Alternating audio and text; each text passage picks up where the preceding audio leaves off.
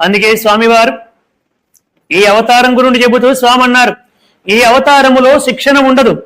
రామావతారంలో, కృష్ణావతారంలో, మిగతా అవతారాల్లో వాళ్ళందరినీ శిక్షించాను. కారణం ఏమిటి? రాక్షసులు సెపరేట్ గా ఉండేవారు, మనుష్యులు, దేవతలు, మంచివాళ్ళు, గొప్పవాళ్ళు, ఋషులు సెపరేట్ గా ఉండేవాళ్ళు. ఈ కలియుగంలో మనిషిలోనే ఇద్దరు ఉన్నారు. వాడే రాక్షసుడు, వాడే మనిషి, వాడే దేవత, వాడే ఋషి, వాడే గొప్పవాడు, అన్నీ వాడే. కాబట్టి చంపడం అంటూ మొదలు పెడితే ఈ భూ ప్రపంచం మీద ఎవరూ మిగలరు.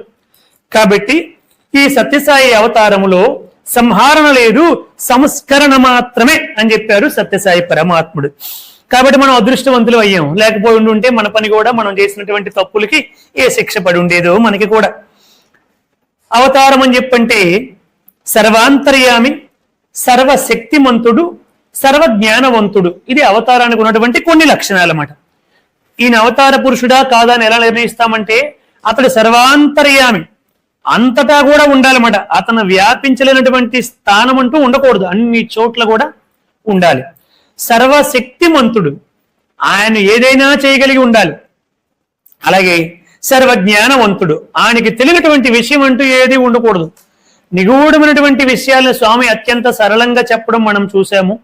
ఆయన సర్వవ్యాపకత్వాన్ని ఇక్కడే పుట్టపర్తిలో ఉండి ఇప్పుడే ఒక అతను గన్ను పెట్టి కాల్చుకుంటున్నాడు, ప్రమోషన్ రాలేదని చెప్పి కొడైకెనాల్లో చాలా గొప్ప భక్తుల ముందు స్వామి కాల్చొద్దు కాల్చొద్దు అనుకుంటూ పడిపోయారు. స్వామి కాల్చొద్దు కాల్చొద్దు అని ఇక్కడ పడిపోయారు ఏమిటని వీళ్ళిద్దరూ స్వామిని అలా చూస్తూ ఉంటే కొద్దిసేపటికి స్వామి లేచి, ఏమీ లేదు, భోపాల్లో ఒకడికేమో ప్రమోషన్ రాలేదని చెప్పి తనకంటే కింద వాడికి అందరూ కూడా గౌరవించి ప్రమోషన్ ఇచ్చారని చెప్పి ఆ అవమానాన్ని, భారాన్ని భరించలేక వాడు షూట్ చేసుకుంటుంటే నేను వెంటనే వెళ్ళి కాపాడిన, కాల్చొద్దు అన్నానని చెప్పారు సత్యసాయి పరమాత్ముడు. ఎక్కడ భోపాల్ ఎక్కడండి? ఎక్కడ? రమణ మహర్షి శిష్యులు ఇద్దరు కూడా అక్కడ ఉన్నారు.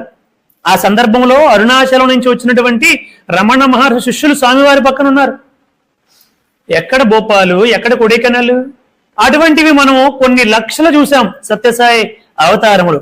అలా స్వామివారి యొక్క దివ్యత్వాన్ని అనేక విధాలుగా వ్యక్తం చేసుకుంటూ వచ్చారు.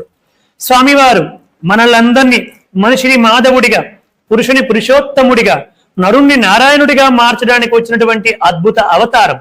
అంటే ఏదో ఇలా మాయ చేసి మార్చరండి, ఆ మార్గాలు మీకు చూపిస్తారు. నాయన ఇలా జీవిస్తే నువ్వు భగవంతుడి యొక్క అనుగ్రహానికి పాత్రుడు అవుతావు, ఇలా జీవిస్తే నీ జీవితము సుఖవంతముగా ఉంటుంది, ఇలా జీవిస్తే అర్థవంతముగా ఉంటుంది, ఇలా జీవిస్తే సమాజములో గౌరవ మర్యాదలు నీకు వస్తాయి.